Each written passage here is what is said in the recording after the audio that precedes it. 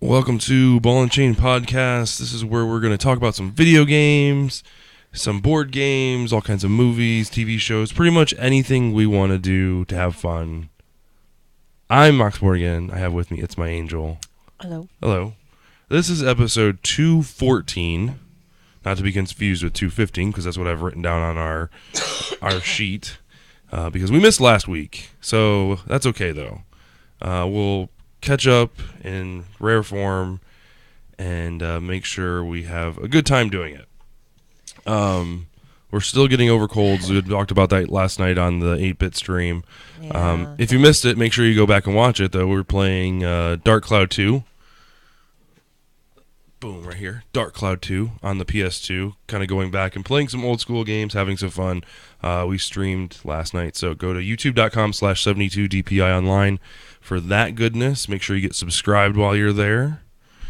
Today, however, we are going to talk about a whole bunch of stuff, catching up on last 2 weeks of Walking Dead, which we'll kind of talk about that in a little bit at the very end, so there's no spoilers or anything like that. For those of you that haven't seen it yet or don't want spoilers. Yeah, why didn't we? Were you sick last week? That's why we didn't podcast? I was. It was one of those it was things. the Wednesday before Thanksgiving.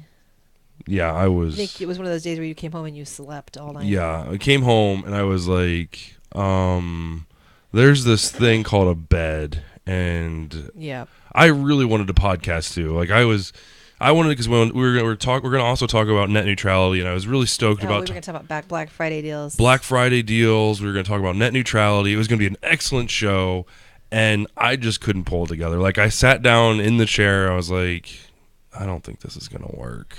Yeah.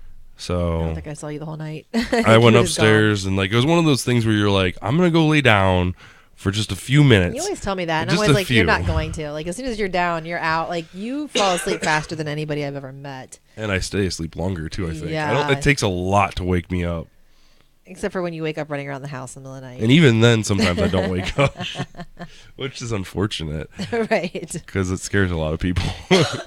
Yeah, it does. But yeah, so we're going to talk about net neutrality. A little bit more has like conspired or come out since then. I mean, I know since last week, a little bit more information and things like that.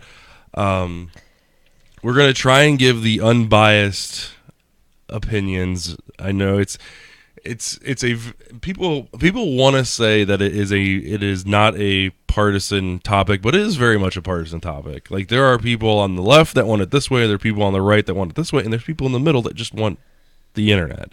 So we're going to talk about that. We're going to give everybody the information to make their own educated decisions. We're going to show you how to contact your congressman or woman and reach out to them. Obviously, the FCC is the one that has the final say with this, with their higher ups.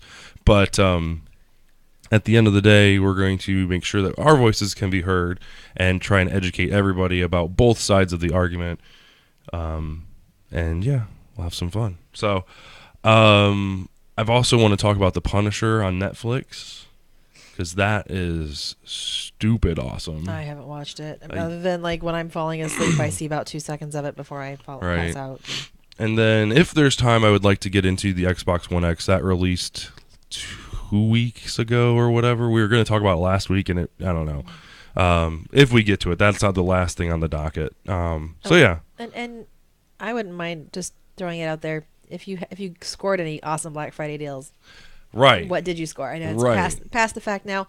There's still some good because I know this Monday was Cyber Monday, and there's still some really good deals going on right now, especially leading up to Christmas and everything. They say it's deeply discounted Black Friday, which things are a lot of the time, but a lot of those deals kind of hang out for a while too. You're absolutely right. Yeah, leave in the comment section below. If you're on YouTube or if you're on Twitch, we're watching Twitch chat right now, as well as on Facebook.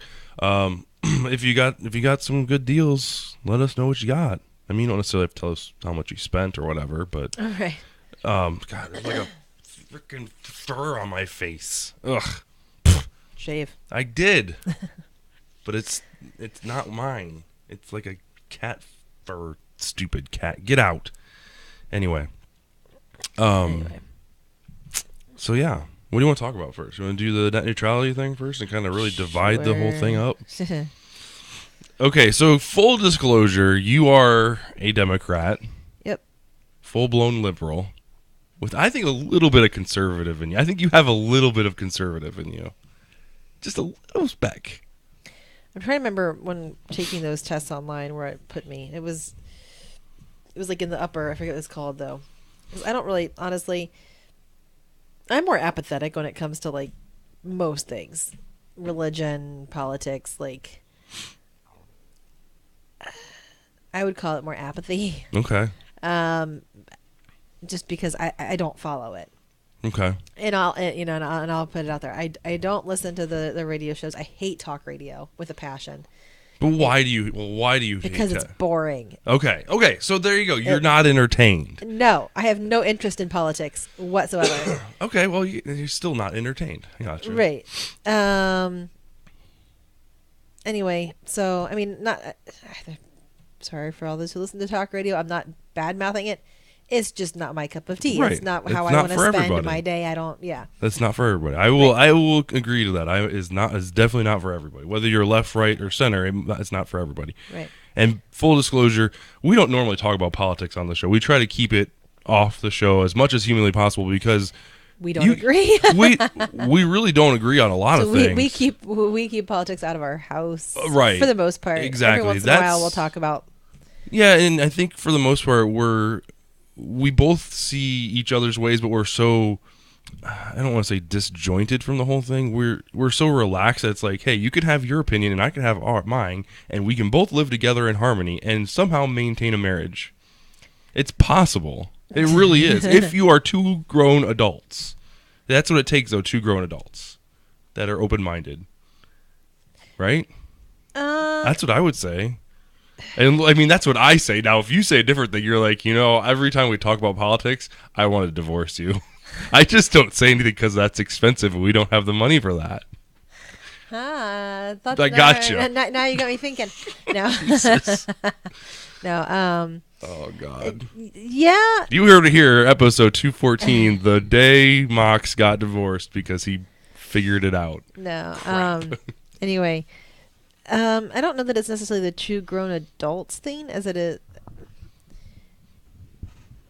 Again, leading back to the apathy thing in a way. Like, obviously we both care. We both have an opinion on it. So we both care somewhat. Mm-hmm.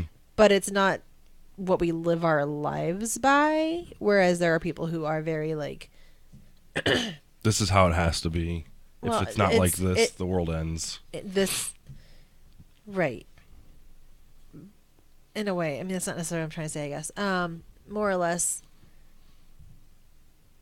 yes, things are going to impact our lives, but I don't think there are people who oh my gosh, the world is going to end because of this. Right. So, like, for example, the far right that when Barack Obama was elected, like, oh my God, they're going to take our guns, and gun sales, which like went through the roof. And then, like, after every incident with, shootings or whatever, gun sales went through the roof because that's the first thing that a Democrat says. Which is ridiculous. I don't understand that, but right. Okay. That's the example, right? This is, someone else is in power that I don't agree with. Something unequivocal is going to happen. Like right. Right. And yeah, I don't. That's just somehow not true. We managed to make it work. It's not true though. I mean, I'll agree that Barack Obama is anti-gun, but he's not coming to take your guns. No, he's not going to come knock on your house and be like, here, hand right, it over. Right. Right. I have yet to see a politician that's been elected say, we need to abolish the Second Amendment 100%. Now, they want to amend it to the point where it's not the same as it once was, but that's the thing. Nothing ever stays the same. Whether you're talking about the internet or talking about gun control or talking about healthcare, like nothing ever stays the same. Like it's a constant change. So anyway, we're probably getting a little too political on this show. Yeah, let's get back into it. So net neutrality. Right. Let's talk about net neutrality. I gotta flip my page over here because I'm going straight up. All right, so the basic principles, what I've been able to kind of conjure up and find online as far as information is concerned, trying to go from both sides of the spectrum here. The basic understanding is the basic principle is it prohibits internet service providers, which are like your AT&T, Verizon, Comcast, Spectrum, things, companies like that, your internet service providers, from speeding up, slowing down, blocking any content, applications, or websites you might want to use. Now, so essentially, it's just them providing you the internet, and right here it is. So it's all on the table for so you. I'm going to make reference to a couple different websites because I've been listening to a bunch of different podcasts and a couple different talk radio hosts, which we'll talk about Rush here in a little bit because he makes an interesting point that I don't quite agree with, but we'll talk about that in a minute. Is the current internet situation as it sits is very much like your water company, right? Or your electric company. You typically don't have more than one in any given area, which is very reminiscent of a lot of the internet service providers, right? So they quoted, I think Paul's Hardware quoted about 50% of the United States has one internet service provider in their area, and that's it. So they don't have a choice. Right. And here we do have two. We have. Well, actually, to tell you the truth, we have more than two. Really? And that's right. You did post a website. Right. So let me switch gears here. See if this works. Oh, it worked. Hey-o. So if you go to broadbandnow.com, it's going to ask you just for your zip code. This is a safe website. You can do that. It's 45419. Come on. I'm going to tell the whole internet's what our. Just you can have our zip code. We live in Dayton, Ohio. Heck, if you go to my never mind. Yeah, seriously. So type in your zip code, and it gives you a list of all of the internet providers in your area. So we've got two. Spectrum, Charter Spectrum, which is the same thing, right? And then we've got AT&T, which is DSL, and we got Cincinnati Bell, which is DSL. Which they only cover 19% of our zip code, though. Right. So not very many. Right, not very much. And it looks like they have their fastest speed is 5 megabits per second for $40. Now, AT&T's internet, and this is the thing, you kind of have to do your own research, and that's what grown-ups do, right? We tried AT&T.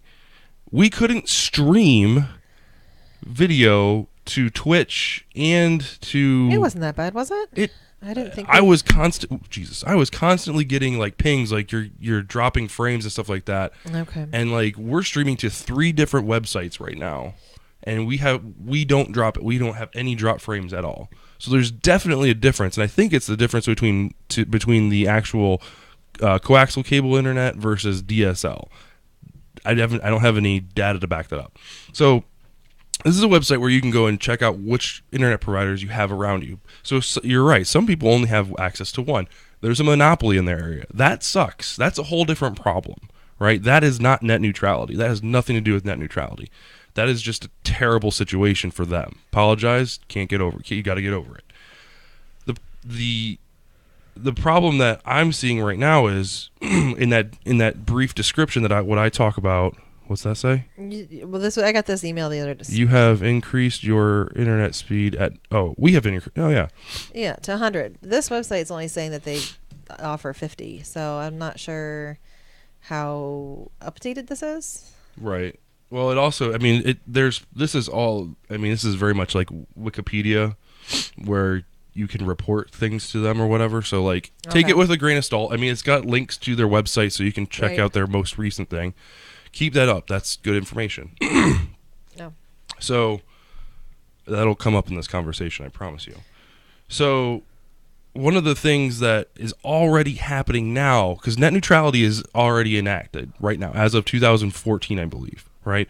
So the companies are already kind of bending the rules as it is, right? Some companies give you free Netflix or free Hulu, right? That's breaking the law, or breaking that net neutrality law, right? So if you subscribe to, I think it's Sprint, they give you the unlimited access to Hulu, right? It doesn't use your data plan, right? So that's in my opinion, it would be breaking that net neutrality law. The other thing that people bring up is like, oh, there's going to be fast lanes and slow lanes, and the internet provider is going to be able to dictate what that is. And it's like, well, they already do that. Like, we pay an X amount of money for an internet speed. It's my chair. That's why I hate this chair.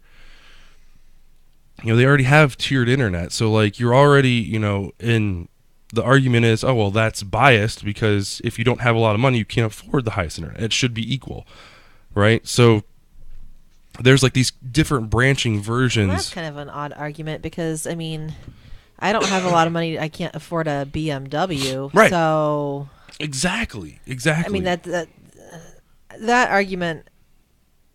So like that's like the far left. Now content wise, you should have access to everything. But if you can't afford 100 megabytes per second, right, then you get 50. Okay, exactly, whatever. So yeah, so that's the far left is like the internet should be free, open, or not free, should be open and free of free content or whatever.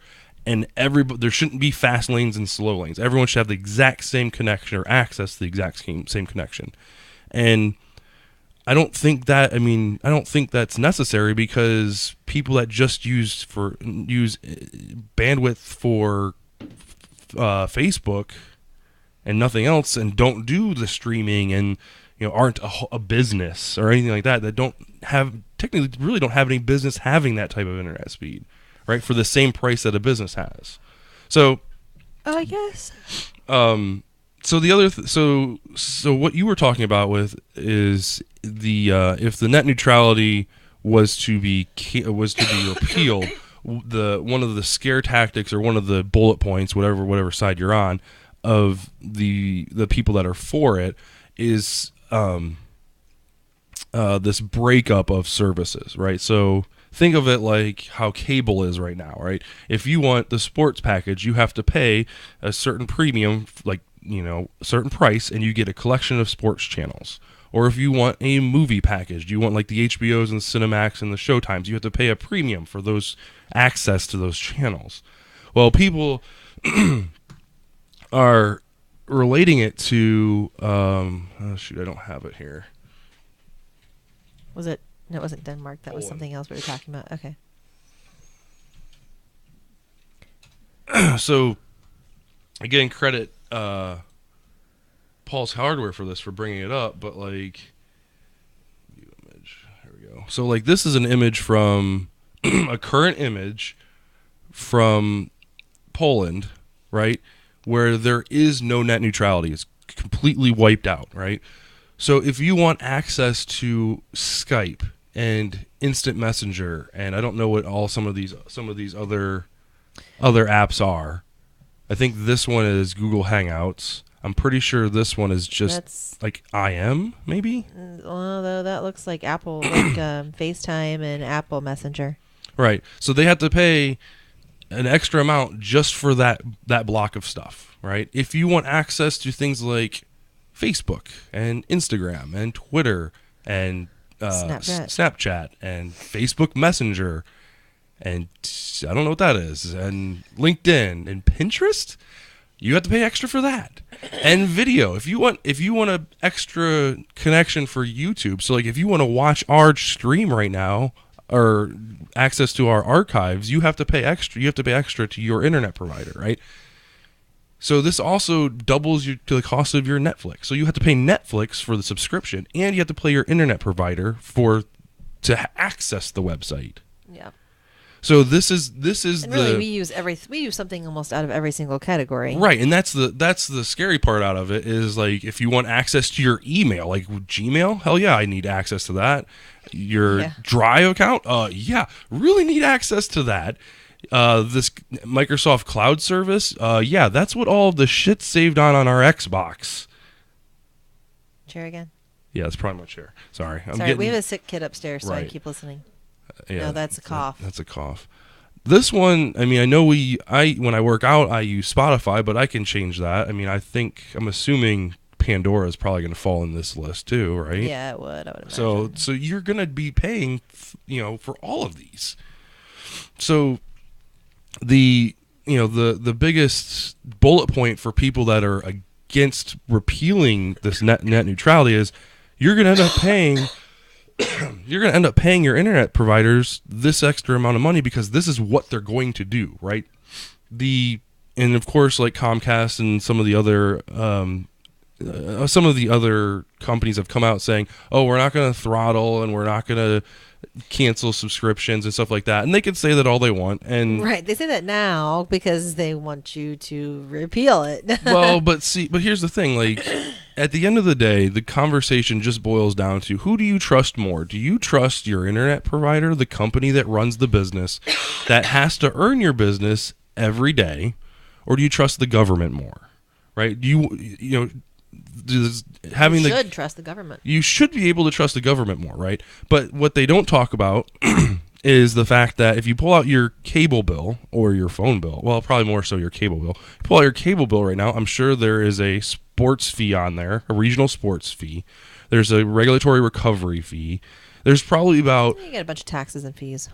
Do you know where that shit comes from, though? No. That comes from the government. Okay. And that stuff is not on your internet service right now. You don't pay any of that on your internet. So the argument is pretty much null and void when you think about that, right? So if I keep net neutrality, I'm giving the government access to charge these extra fees and let them dictate certain things about the internet that we're getting from a private company, right? But if so that's going to cost me more. And then the other bullet point on the other side is if I keep net neutral, or if I get rid of net neutrality, then I'm giving access to the internet provider, and they're going to charge. They have access to charge me more for all these things, like in Poland. Now, keep in mind that what's happening in Poland, or has happened in Poland, isn't the same companies. It's not guaranteed that it's going to happen, but we do know that the government is charging us money for our TV services with those extra fees that are tacked on, right? And it's not like the money goes to the government. The government's charging, Spectrum that price, which for Spectrum to not go under, they're like, okay, well, we're going to divide that up to all of our subscribers, and, everyone's going to pay, a couple bucks here, a couple bucks there. So in my opinion, and I'm glad you brought up that email, it kind of sways me back to my internet service provider, because why would Spectrum have to upgrade my internet from 75 to 100? They don't have to. No. There's no reason for them. But they just did without me paying a cent more. So that makes me wonder, like, well... Right. It makes you wonder. It makes you think they are doing what's in my best interest. They have my best interest at heart. So, see? It's all a ploy. But here's the thing. Like, they need to win my business every day, right? So... They don't need to. We have two options. Okay, well, you already said you went to the one and it wasn't very good. So right. Well, if things change, maybe I go the other option. So go ahead. No. I'm just saying, like, I'm torn, right? The conservative in me is like, no, you do not want the government running a private sector company and regulating the company to telling them what they can charge, what they can't charge, who they give their money to, and or whatever. Like, so we talked about the far left with net neutrality and how what they want to do with it, and like the far right is, oh well, we're gonna charge, the government's gonna charge you a fee that's going to go into a pot, and for those people that can't afford the faster internet, they're gonna get a little bit extra on their bill, so it's gonna be a little cheaper for them. So it's a way to kind of like have like a slush fund kind of thing to lower the cost for another subscriber when someone else is footing the bill. That's the far right, which I don't think would happen. But each side, it's just something when it gets politicized like this. Each side is just shooting bullets at each other, and they're the exact same thing. Like, oh, well, they're going to charge you more if you don't do this. They're going to charge you more if you do this. It's like, I mean, and you did take it out. I'll bring this back. You did take it out to your Facebook audience. Mm-hmm. Online, and right? And you got I got one reply, a very very thoughtful. Right. Long Thank reply. you, Jen. Thank you. Right. We don't agree on a lot, but I really do appreciate it because it's a good conversation to have. And many people, like I said, many people think that this is a cut and dry, like this is how it is, but it's really a lot deeper than just stay out of my internet. Well, Comcast and Time Warner and Spectrum. But I mean, and she has good points. Regulations, the government regulates things for a purpose.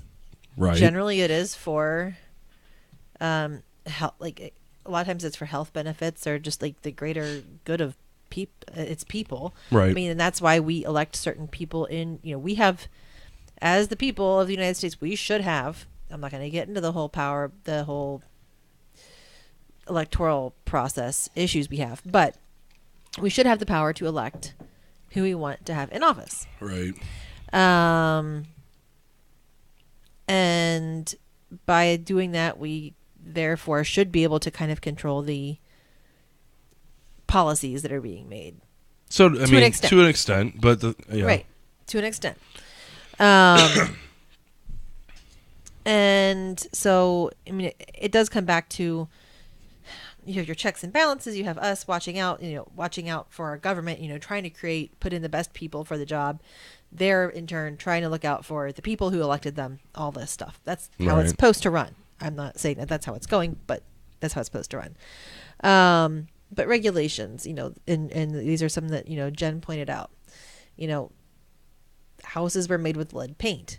Right. They realized this is hazardous to people. Like, right. We need to regulate the fact that you can, you painters out there, though you are a private company, right? You are can't no longer use this allowed paint. to paint houses with us. It causes ill to human beings. Right. Can't do that. Gotcha. Right. Labor laws, like your minimum wage laws. Right. If there was no minimum wage laws, what's to stop companies from charging us, to only paying $2 an hour, and we're like living in some third world country, all being, right. So okay, so take those two options, right? I could 100% agree with the lead paint example, because that has something to do with killing people, right? Okay. The minimum wage thing is completely different, in my opinion. I respect her opinion, right? I understand. So you're okay with being akin to somebody and this is why we send all our jobs outside other countries, because they don't have these minimum wage laws, and we can pay these people next to nothing.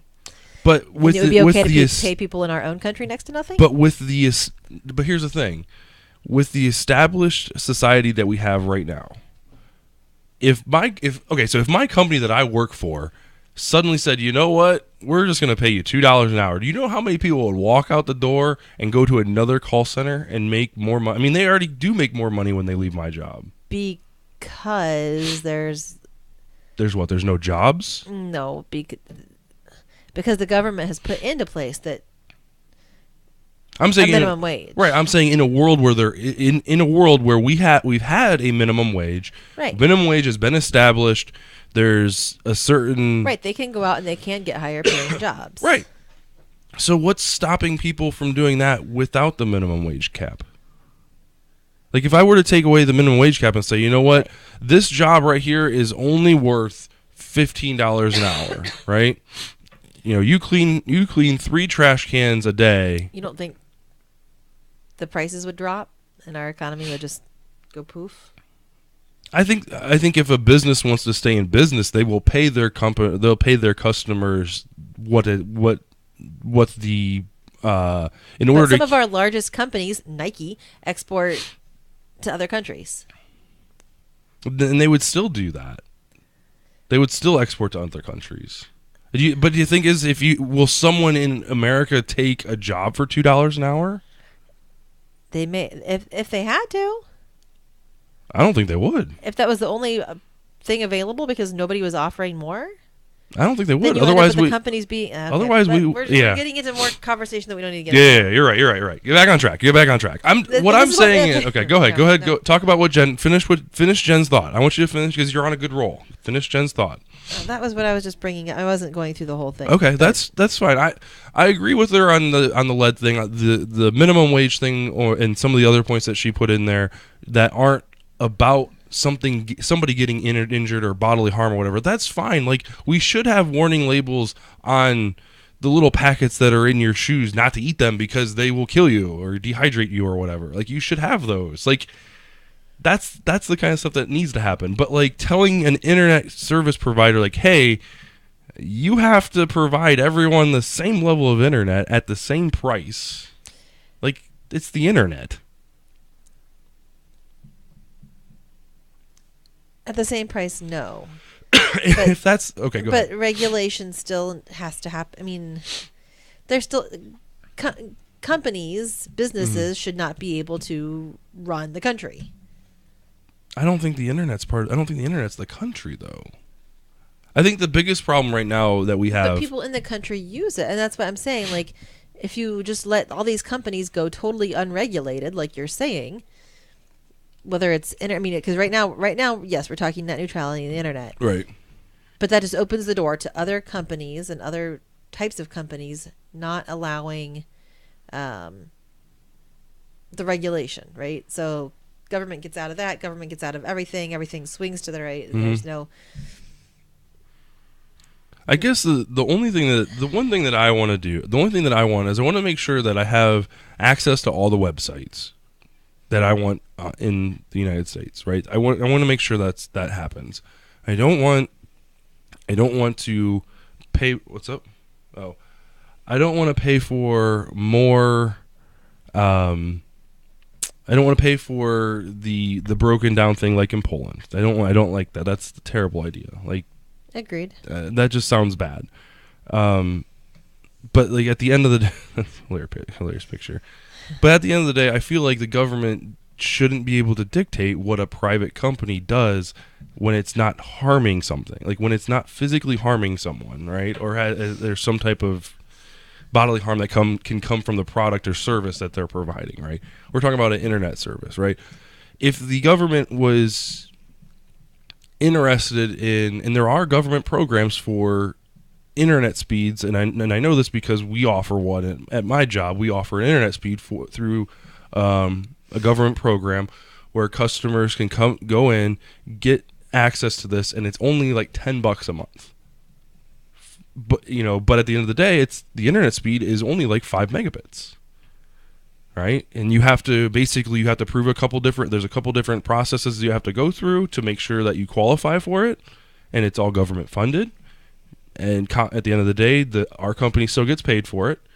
The provider or the client still gets their internet at the price that they want. So if that's something that they want to make sure, like these fast lanes and slow lanes, that's garbage. Like we already have that. We already have people paying for faster internet speeds or slower internet speeds based on what they can afford.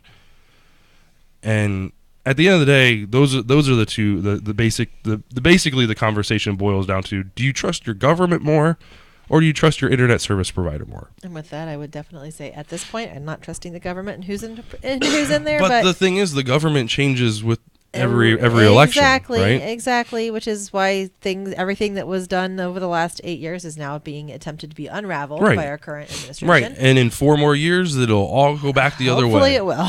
Right, and that's the biggest thing. Like we talked about this with the last election. It was such a huge swing on the pendulum to the left that the society had no choice but to say, "Whoa, let's go back to the right." And even though we went from far left to far right, like we're gonna swing back, and it might be in 4 years, but as history has repeated itself, my guess is gonna be 8. So we'll see. God. But the world's gonna keep spinning, right? Potentially, unless we get bombed by Korea. But Japan's got a little bit more to worry about before us. So. Anyway, so sorry, we're getting way too. See, so let me talk about this stuff. So let me give you a couple websites to go to, kind of check it out. So on both sides here. So if you're for the net neutrality, or maybe you don't know, right? You don't know what side you fall on. You want to read up on it. If you go to SaveTheInternet.com, there's a couple of different places on there where you get information from. The net neutrality, what you need to know, is an excellent article. It's got a whole bunch of information about the past about net neutrality. It talks about the Ajit Pai guy, who is the current chairman of the FCC, goes through a lot of the information, what would happen if we lose net neutrality, and it's very in-depth, and I wouldn't give you this information if I didn't read through it and didn't think it was a reputable source. Also on the website, it will show you how you can take action. You can sign their petition, which they've got tons of people signing it for keeping the net keeping the net neutrality, things like that. Where things to call and stuff like that, what to say. It's a fantastic website, well put together. If you want to read up on the other side, remember there's always two sides of the coin, and you never want to read just one side, right? So I had to do a little bit of digging because there's not a lot out there. I had to do a little bit of digging, and this article is actually from 2014. It's about a techie on Forbes who did an article entitled, "Am I the only techie against net neutrality?" So if you go to Forbes and just search for Josh Stemmel, or you can type in "Am I the only techie against net neutrality?" It'll pop up first thing. But at the end of the day, he talks more about the business side of things, right? The small businesses, the small business ISP owners, right? The local owners, talking about how the one that was on Rush's show this week or whatever was talking about how he offers internet only to 15,000 subscribers in his local area, and he was talking about how if net neutrality continues or gets pushed, does not get appealed, then the government can dictate what prices he charges for those additional fees. So he was using a couple of the big wigs ISP and saying, the reason why customers come to us is because they don't need TV and they don't need phone and they don't want to pay a huge amount of like those hidden fees or whatever. We don't charge those. We charge them one flat fee for their internet, and that's it, right? We have excellent customer service, and it was amazing. The guy was like, we have, when people call into our small local owned call center, we usually have a technician out to them within hours, not days, not a week, hours. We resolve billing issues one phone call. Right? And that's the kind of thing to me, I don't want to shit on that dude, right? And if he's telling me hey, this is what happens if this goes through, and that's all documented in this article, talks about all the personal small businesses and things like that. So those are the two websites I really want you to go to. We already talked about the Broadband Now website, which shows you what service providers you have in your area. So if you do have options, there they are. If you want to contact your representative, there's a couple different ways to go about that. The easiest one that I found, and actually called it today, is if you dial 202-224-3121, all you got to do is type in your zip code and it will direct you to your representative, to their office. If their office is closed, they'll have a voicemail. You can leave a voicemail. If their office is open, you'll talk to a live person. It's fantastic. You can also go to ziplookup.house.gov and type in your zip code, and it'll tell you exactly who your rep is. So Michael Turner, I guess. Yep. So that's that. Those are the kind of the websites I wanted to show, just to make sure everybody's aware of how it works and what you can do to make sure your voice is heard, because that's really what we want, right? We want no matter what side you're on, right? You want to have the conversation. You want to make sure your voice is heard. That way, if you have a stake in one of these opinions, you have a way to voice that opinion. So all right. So going back to video games and movies and TV shows and all that good stuff that we don't argue over too much. I think we had a very good conversation. Yeah. We didn't come to a definitive point, but at the end of the day, you have to come up with your own. You can't be told well, I guess you could be told what to do, but then you're just a sheep. Sorry.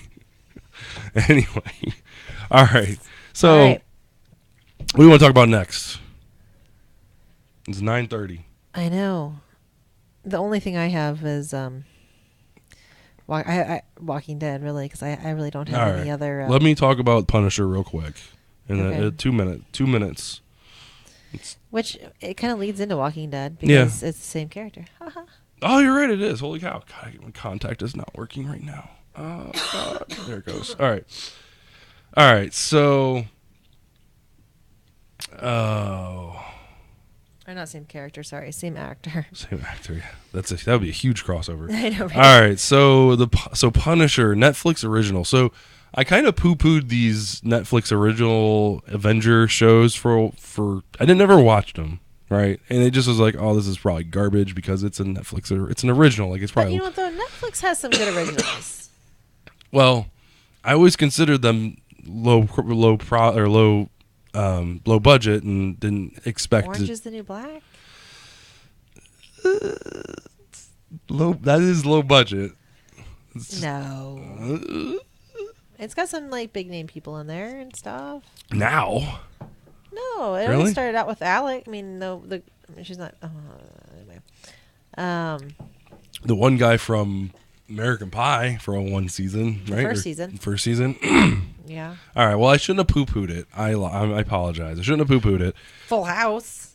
Okay. Well, that's garbage. Hey, Sorry. it's going into the 3rd season. It's sticking around. I've been watched all of it. Oh God. Ugh. Anyway, so apparently these Avenger stories are all interconnected. I did not know this. Squall brought this to my attention. I think Squall did. Well, Yeah, Squall did. He was talking about how the Daredevil. There's a couple of crossovers with Daredevil and Punisher, like Punisher's in Daredevil or something like that. Yep. And there's a couple like the Iron Fist or whatever his name is. Like, but of the characters that were available to watch, the Punisher was the only one that appealed to me. I was like, oh, I love the Punisher. Like, I don't know much about him. Maybe this will give me an origin story or whatever. yeah, Not so much. Because I've seen the movie. The movie, yeah. Whichever one that was. Right, where they I've all seen got that. ran over on the island or whatever. That's really sad. Yeah. So it did give a little bit of an origin story, and some flashbacks and things like that, which is fantastic. But just really good acting, good special effects. Like everything was, like I don't want to say low budget, but everything was on level with, like, it was a very like streamlined. There wasn't one episode that was like, oh wow, they must have blew their budget on this one because all the other ones suck, visually wise, but they were all just on point, really good action. They were really good as far as storytelling and character development, story arcs and things like that.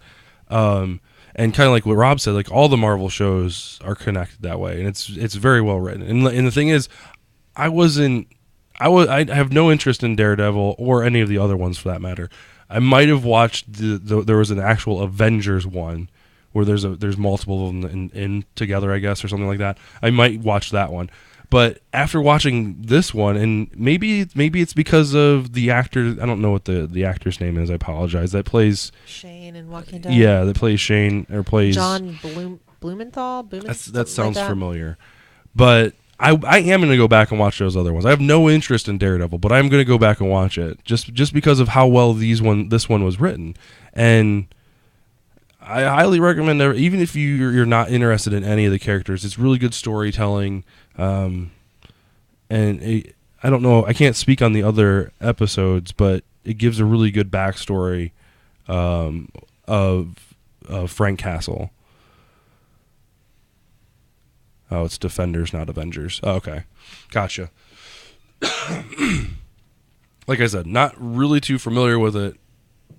Oh, John Bernthal.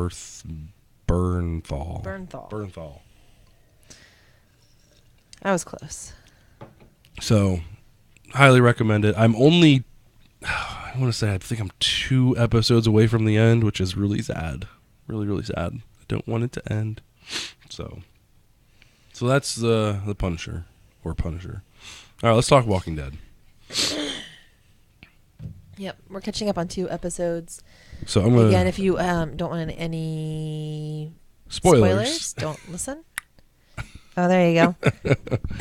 So we haven't talked about the last 2 episodes. So we're going back to past Sundays and the Sunday before. Yeah. So season 8, episode 5, The Big Scary You, and then episode 8.6, The King, the Widow, and Rick. Those are the 2 episodes we're going to be chit-chatting about, hopefully in some type of order.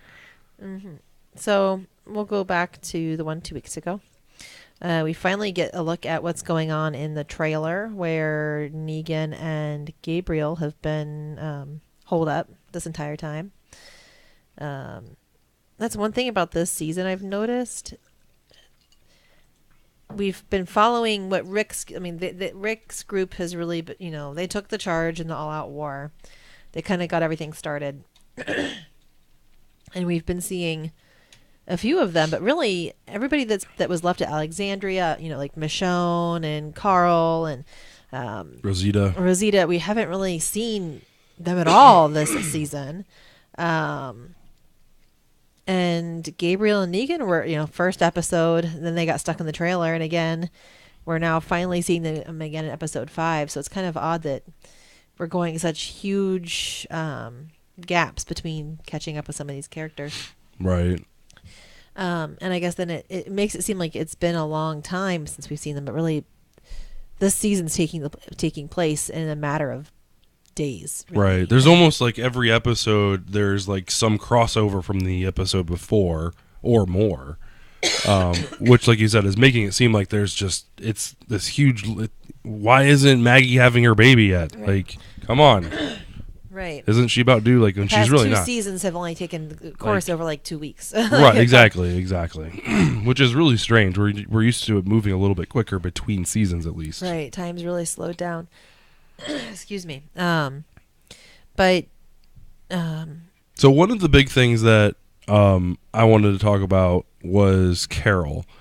In episode 5, she kind of goes off lone wolf on her own. Kind of after she realizes when they're all standing in that field, she's like.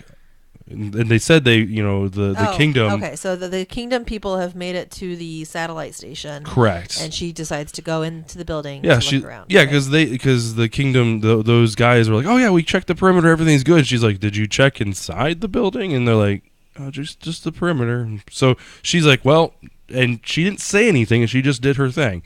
And the one thing she stumbles across is.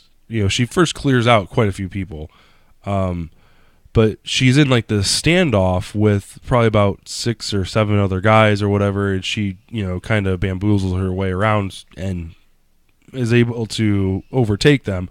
But the problem is, the king and his people have all been shot and killed. The king is obviously still alive, and he's been captured, and she knows, the time shift thing is kind of weird, but while she's doing that, she notices that he's on the other side of the fence getting attacked by walkers. So she has to choose. Well, Jerry came up and saved him. Right. She has to choose between, helping or stopping the guys that are. Is it called It's called the Sanctuary, right?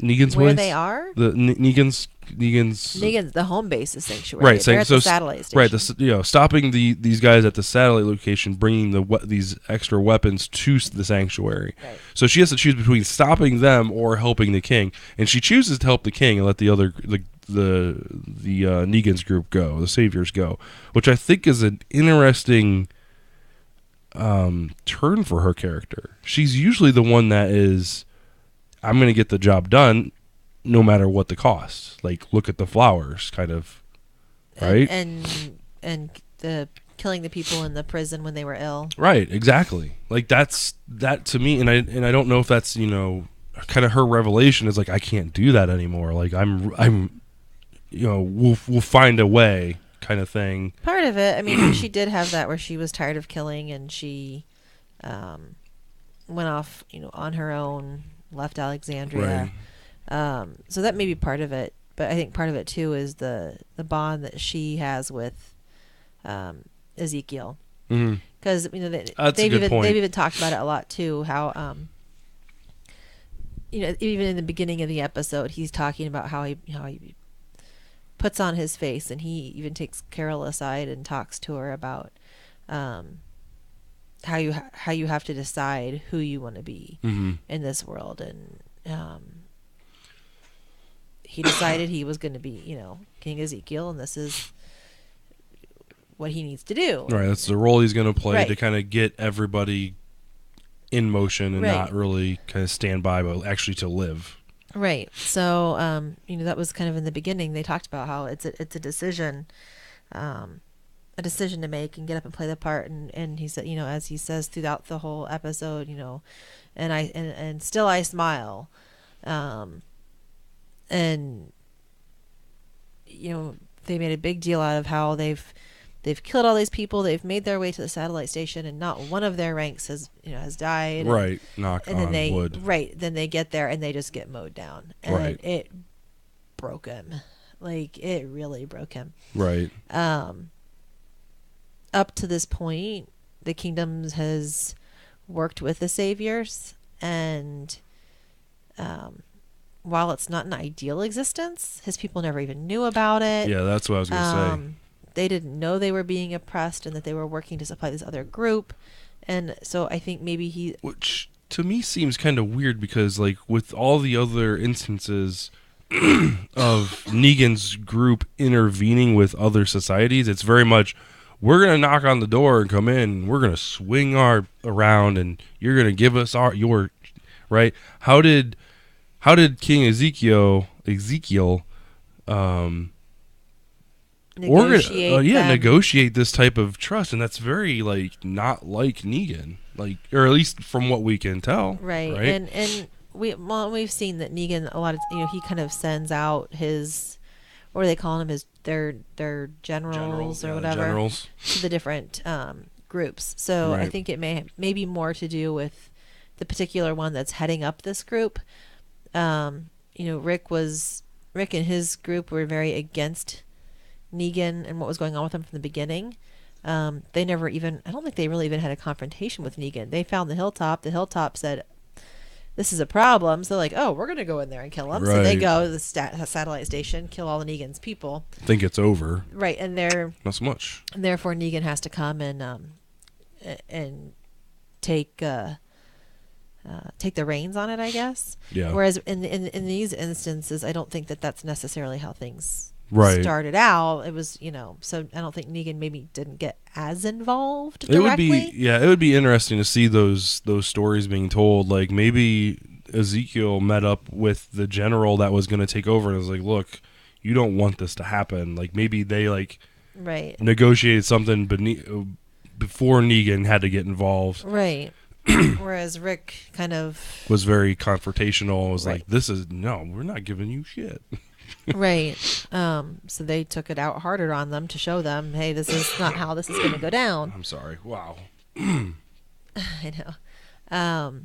So at any rate, I totally forgot where we were. So at this point in episode 5, they've pretty much ransacked Sanctuary. The idea was having all these zombies crowd in, cut off their supply lines from their satellite locations, and you can kind of start. They do a pretty good job showing the effects of what's happening with the workers and with the generals, and kind of like that confrontation and that battle that's going on within the Sanctuary, especially when Negan's not around. Once Negan kind of gets back in the mix, then everything kind of starts to cool off. But which happens during this episode. Happens during the episode. So Negan, and there's a very heavy Negan and Gabriel scene where we get a little bit of backstory, not a lot, but a little bit of backstory. Right. Gabriel realizes, hey, I'm here. Maybe my point, because he's hoping for an existence that has meaning. Right. Maybe my point to my existence was that I'm here to hear your confession. Right. And absolve you from everything. So because we are in this trailer, and we're trapped by walkers, and they're starting to smash through the windows. Right. And the imagery when he has that whole little 2-liner or whatever, I'm here to take your confession, is very much like reminiscent of sitting in a confessional with a priest. It's real dark.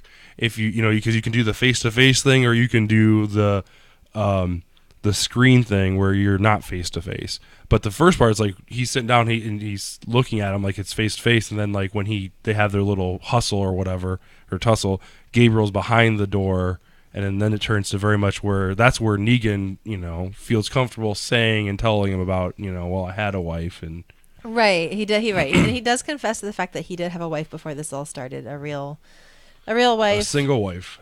However, he did cheat on her. Right. Dick. And she was ill, and I guess she turned, and his regret was that he didn't kill her. Mm-hmm.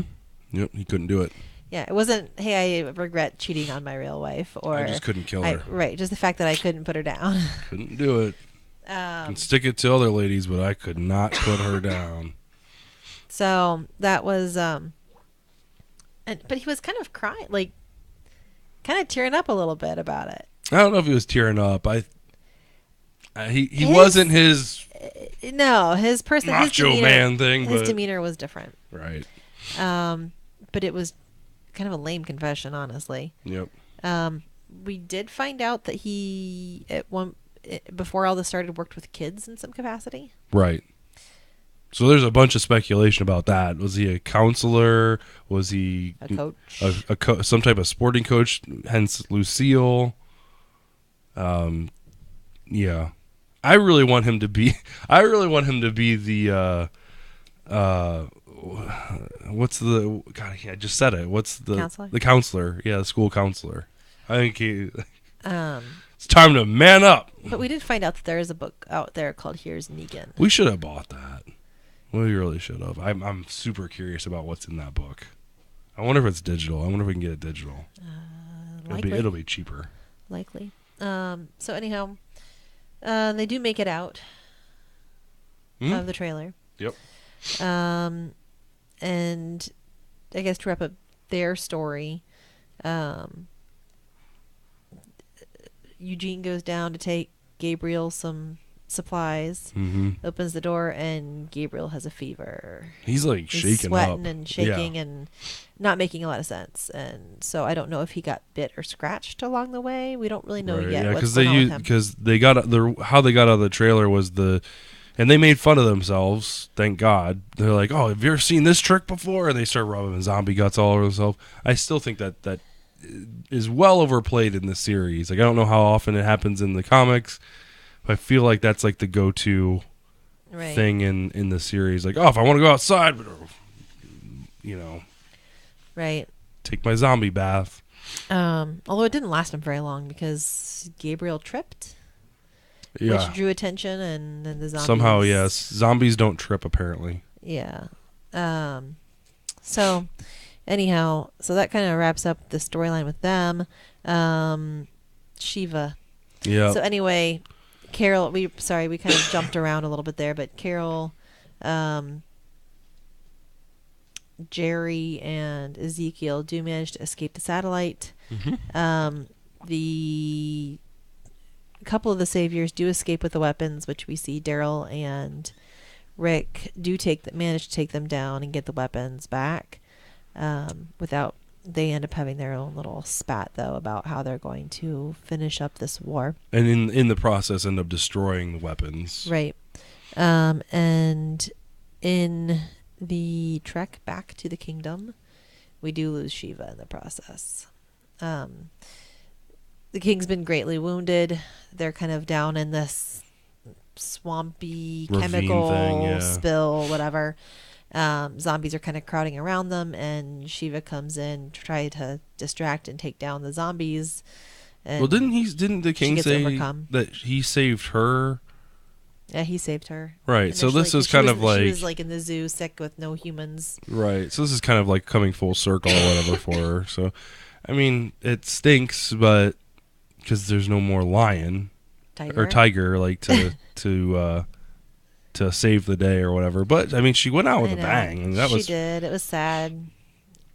I just didn't expect like 6 walkers to take down a lion or a tiger. I keep saying lion. I don't know my animals. That's all right. We'll teach you. Okay, that's good. Sorry, I need to learn too. The last part of that episode is really good. And the reason why it's really good is because it really demonstrates the time lapse. What? The last part. The very last part of this episode is where I think maybe it's not the last part. Is where the generals and Negan are sitting at the table and the Rick's group pulls up. No, that's the beginning of that's the very beginning of the episode, because then they end up in the trailer. Oh, that's right. You're right. You're right. I'm sorry. We just watched them escape from the. Yeah, you're right. I'm sorry. You're right. You're right. I just enjoyed it because it you hear what's going on outside, and you're like, oh, we already saw that. And that was the beginning of this episode. So the very first episode of this season, we see Nick's group take their armored cars, shoot up the sanctuary, and then the beginning of this episode 5, we see that, but from the reverse, from a different perspective. I really enjoyed it. I wish they would do more of that because they jump around so much. It would be nice to have that type of crossover. I know you can't do that constantly, but to have that kind of crossover. Right. All right, so going into episode 6, this past week's episode, the King, the Widow, and Rick. What'd you think? I'm honestly trying to even remember what happened this episode. I guess the biggest best way would be to start with a character and kind of stick through their storyline versus jumping back and forth. Okay, so let's start with Jesus, his little him. So yeah, so Jesus and Morgan have separated ways. Okay. I'm kind of set up the episode because I don't think we've talked about that part yet. So they've separated ways. So they had captured a whole bunch of saviors, and Morgan, of all people, wanted to kill them right there on the spot. They deserve it. They know who they were. Right, that was the plan. We need to stick to the plan. We can't let them live. That's what Maggie would have wanted. And Jesus is like, no, we need to save them because what are we fighting for? We're fighting to save people. And these are just workers. These aren't fighters, even though they have like AK-47s and things like that. But that is what it is. So and they surrendered. They surrendered, right? They're surrendered. So they dropped their weapons and they're tied up. So Morgan wants to kill them while they're in shackled or whatever. So anyway, so they get back to the hilltop, and Maggie's like, "You're feeding them our food?" Very not Maggie whatsoever. I did not expect that. I expect her to open up the doors and hey, here's some housing and stuff like that. But she was like, "Mm-mm." I don't. Yes and no. I mean, she's lost her husband recently from these people, and that's true. Yeah. So she ends up letting them stay outside and talking it over with Gregory, of all people. And Gregory's like, if you need somebody to tell you what to do, I'll do it. I'll tell you it's okay to kill these people. No harm, no foul, right? Don't let the wolf in the sheep pen or right, exactly. So she ends up making them a sheep pen, so to speak, and a little jail within their walls, right, and carts them all in there and puts Gregory in there as well. Yes, which is fantastic. That was awesome. Loved that. Yeah, and I really, really hope the dude with the long hair, the savior with the long hair that's got the mouth, killed him. I hope he dies the slowest, most painful death ever. Yeah, he's chop off his baby toe and just watch him just turn. Okay. Okay, so that was Jesus and Maggie. Which Maggie and then before we wrapped it up, sorry. Maggie did say we're going to use them as pawns. Right, if our people get captured, we can trade them. Right, we can trade them, and if not, I'm going to end them. So there is an end in sight for these people. Right. So we did catch up with Carol and Ezekiel a little bit as well. Mm-hmm. I think she initially was going to go off and try to end the war on her own, but then the little boy kind of changed her mind on it. Right. Carol can't seem to shake the kids; they all want to follow her. So she turns around, goes back to Ezekiel. They have a really good heart to heart. Mm-hmm. He's obviously very broken. Oh yeah. He can't play the part, and well, saying, I'm not the king. I'm not the king. I'm responsible. Right, for they're all their deaths, and they shouldn't follow me, basically. And Carol goes in there, and I think that savior really got to him. He really broke him. It wasn't, and the thing was, he wasn't like that when everybody was dead. He was crawling away or whatever, but I think it was really what that savior was back 2 episodes ago was saying to him, oh, you're leading these people, and you're just, I don't know. I think it was a mix of all the Nothing but a things. con Sheila man. dying and Right. I think it was probably a lot that everything broke the compounded. right. It wasn't one straw. It was the whole hay bale that broke the camel's back. But Carol did ask, why did you keep coming to my house when I sit up on the edge of town? And he said that was my duty. Duty. That's what I had to do. He goes, and you made me feel real. So they definitely do have a very deep connection, these two people. And she was, in tears saying, well, you are real to me and they need you still. And you have to get up and play this part. Right. And still he said, I can't. And I think the kingdom would carry on without him.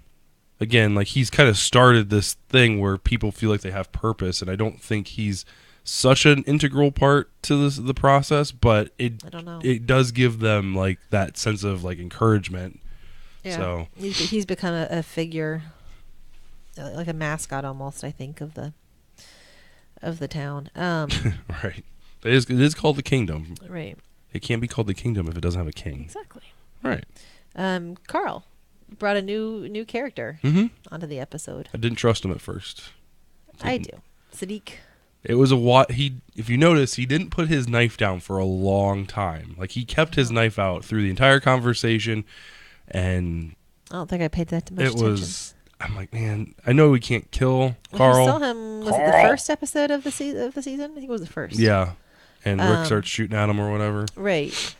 But yeah, come to find out, he's just a lone survivor. To our knowledge, is just a lone survivor out here. He and Carl takes him some food and water, keeps his distance. At first during this conversation, just kind of throws it out to him because it's clear he really hasn't had much nourishment or shelter or anything. But they have a little heart to heart, and he says, "I'm out here helping." My mom thought by killing the dead you could release their spirit. Souls. Yeah. And so I'm kind of carrying on my mom's legacy, which I think that really rang with Carl. And so he asks him the 3 questions, which is the first time I think we've heard these 3 questions since season 6 when they asked of Jesus. Yeah. How many walkers have you killed? How many people have you killed? And why? Right. So I think the only person he killed was a mercy killing. Right. And he knew exactly the number of walkers he'd killed, which was surprising, like 247 or something, I think. Exactly. Give or take. Yeah. So, yeah, I trust him. Michonne and Rosita. Yeah. So they are back at Alexandria. And they're getting a little. We're pretty injured. Right. They're getting a little stir crazy. So and they want to see the damage, make sure that, make sure that everything's going according to plan. Right. So, and they happen to stumble across another compound of Negan's, not too far away from Alexandria, which is kind of interesting. Right. I would imagine they have seen it. Maybe they just didn't think anyone was there. There were only 2 people who were there. Right. But in a zombie apocalypse, like, if there's a building, you need to explore that building, because what if that building has food? They may have just recently been there, too. I don't know. There was a lot of stuff that was organized at least in the set that we saw. I don't know. It was kind of odd. So their little confrontation with the couple saviors did not go well. Well, it kind of went well for our people. Well, right. Didn't go well for the saviors. No. The dude caught a rocket with his chest. Yeah, that was pretty awesome. Which I still don't think actually would happen. I think the rocket would propel the person into the wall, and then it would explode. I don't know. I don't know how rockets would work, but that's pretty touchy. Yeah. I don't know. But needless to say, we don't need to be worried about those 2 people. Basically, they were armoring a truck up with a bunch of loudspeakers to get the walkers away from the sanctuary. Right. So Daryl came in, put a stop to that. Right. So the one got hit with a rocket. The other savior drove the truck off, and basically Daryl T-boned him at the drive or whatever. With the dump truck. Yeah, with the dump truck. So, which was interesting that we learned in Talking Dead that they only had one speaker truck, so it was a one and done type of shot for their for that episode. I was like, that's pretty sweet. So yeah, it was. It'll be interesting to see where things are going. Daryl wants to end this his own way.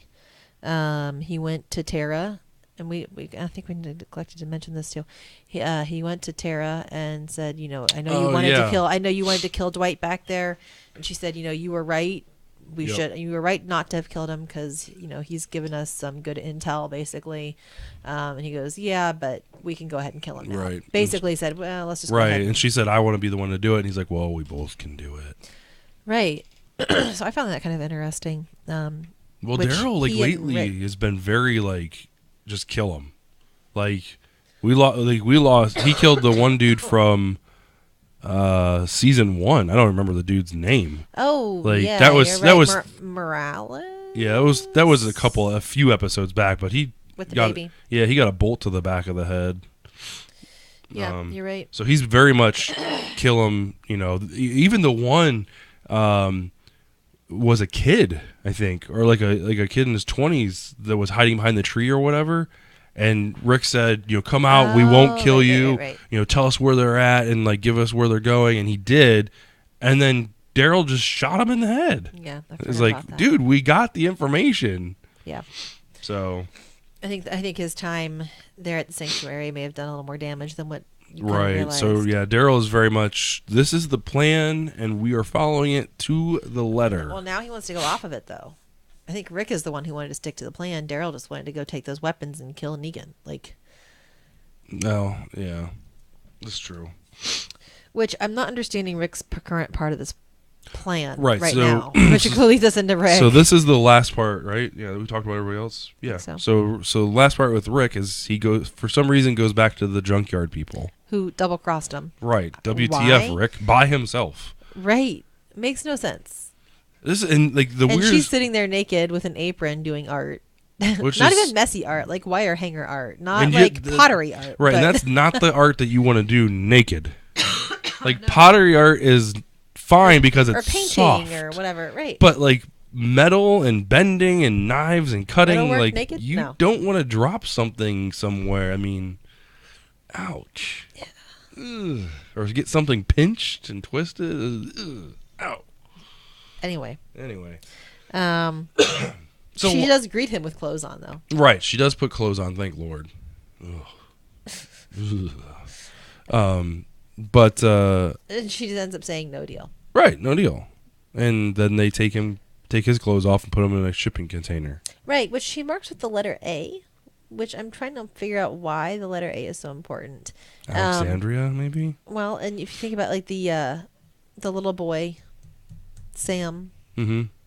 His little stamp that he had was the letter A too. Oh yeah, I didn't know that. I forgot about. Well, I didn't know that. I forgot about it because he had a stamp on the posts outside his house, right? I think did he stamp his hands too? If he stamped everybody's hands. I think so. I'm not sure. Yeah, but it was the letter A as well. So I'm kind of wondering what the letter A is all about. But how would she know? I mean, she's never met Sam. No. And it may have absolutely nothing. It may just be a little Easter egg, but. Kind of an interesting. Yeah, I don't know. That's a good point. Yeah, kind of interesting. So that's episode 6. Did find out in Talking Dead that the crossover character is going to be Morgan. Set that up. So there, for people that don't watch The Talking Dead, there will be. Is it the second part of the season? Happen. No, it's going to be in Fear. It's in Fear. Right. So they teased last week that there was going to be a character from either Fear the Walking Dead or The Walking Dead crossing over to the other show. We didn't know exactly when that was going to happen. Didn't know who it was, didn't know what show they were going to or whatever. But we did find out this episode that Morgan... Right, is going to be going to Fear the Walking Dead. He's actually already there recording. Right. Recording. That's, shooting. That's right, yeah. So he actually just started on set there. I think he said the other day, it was. I'm curious Monday. How his character. I mean, I guess we don't know where he went. Right, I saw. He kind of went off on his own with the last time we saw him. After him and Jesus kind of went. Well, and I saw a thing that season 3 of Fear ended on roughly day 60 something of the apocalypse. When Rick wakes up, so at the beginning of Walking Dead, it's roughly day 60, right? Mm-hmm. So, and then we see Morgan there for a day or a couple of days when Rick first wakes up, so roughly day 60. And we don't see him come back in until like 300 and something. So quite a few months go by where we don't know exactly where Morgan is. Now we have seen him in that one flashback episode. I still don't know how he's going to trek clear cross country. Aren't they in Mexico right now? Right. I don't know how he's going to go clear from Georgia to Mexico back to Georgia. Well, they didn't say. I mean, they didn't say that. Oh yeah. Right, in that amount of time. Oh yeah, so it's not concurrent. We're going back in time. So this is. Oh yeah, right. I didn't even think about that. I thought that they were just going to. Oh God. I thought that he was leaving. Unless there's a major time jump coming up. And now the two shows are side by side. Right. Or we see some things in the future and they're still in the past. Right. I don't know how it's going to work out. Just yeah, because I assumed that they were just going to pick up Morgan's story from The Walking Dead and say, okay, Morgan now he's all, batshit crazy with his bow and I gotta clear, and he just cleared his way to Mexico. Right. But he's becoming that clear person. But what you're saying is before, like just after his kid dies. Just after he meets Rick. The second time. Well, that's right, because they did catch up there with him somewhere. I'm not sure what day that would have been. Yeah, because he was still at the house. Because they met at the house, and then they met again when he was at on top of those grocery store at that small town. Yeah. So they left him. Go to Mexico, and then comes back to Georgia. But how on earth do you get across country that quickly? We have seen that there are helicopters. Yeah, there are helicopters. That is very. I mean, I don't think he can fly a helicopter. I don't know what he did. I feel like we should know what Morgan did. I don't remember. I think that might have been something that happened in episode 1, because they did a lot of talking when they were inside Morgan's house, or that house that Morgan was occupying with his kid. Racking my brain trying to think if that. I can't think of it because. I could picture it because Carl was looking at a comic book, and Rick was. I don't know. I don't remember. Not Carl. Morgan's son. Right. So anyway, so there will be a crossover. To see how that goes. I'm not caught up on Fear the Walking Dead. Right. So that just means we have to get caught up on Fear now, which sucks because I heard good things about it, but it's like, oh no. Yeah. Something else to watch. I gotta figure out where it's at. I don't know. I don't think it's on Netflix. It might be on Hulu. I think it is on Netflix. Is it? I think so. Oh, okay. All right. Well, you have anything else you want to talk about? No. I am so not caught up on This Is Us.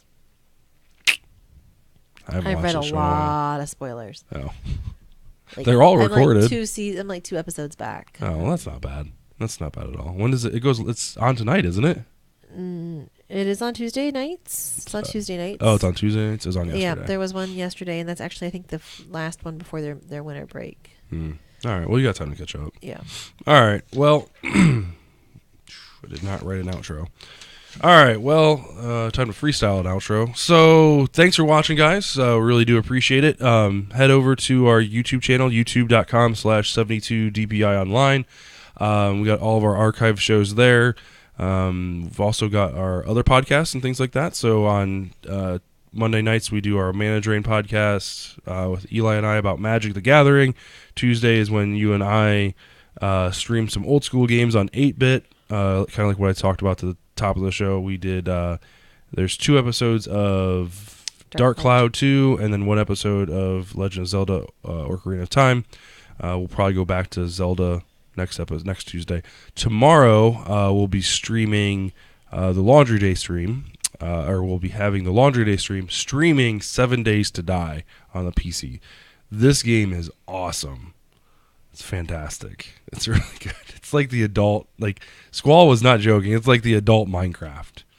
So like it's a random generated world. You are put in it's post-apocalyptic. So like you have no clothes on. You've got zombies everywhere, and you have to, mine the different materials around you to make make shelter, make weapons. You got to hunt for food. The cool thing is it's hyper realistic. So like if you are wearing clothes and you swim through a creek or a lake or something like that, and you don't take those clothes off at night, you could die from hypothermia. Likewise, if you don't drink water, you could die from dehydration. If you don't eat, you can die of starvation. Like there's like literally tons of ways to die, and it's not just the zombies that could kill you. Right. So, it's open world, so like people can jump into your server and play with you or play against you. Luckily, the server we made like an impossible password, so you can password protect it or whatever, so you can kind of privately play.